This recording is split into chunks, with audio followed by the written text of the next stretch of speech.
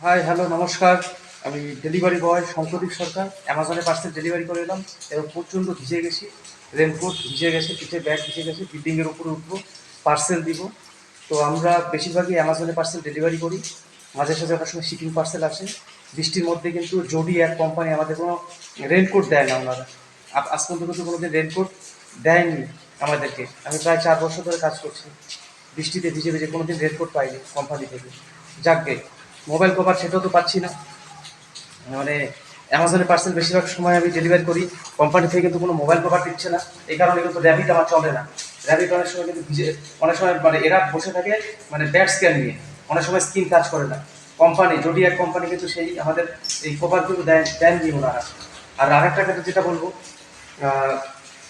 Identity card, identity card যেটা দেওয়া হয়েছে সেটা হচ্ছে আমি বুঝতে পারছি না, সেটা অ্যামাজনের কোনো সিগনেচার নেই। সেটার মধ্যে 1 বছর ভ্যালিড দিচ্ছে ওনারা।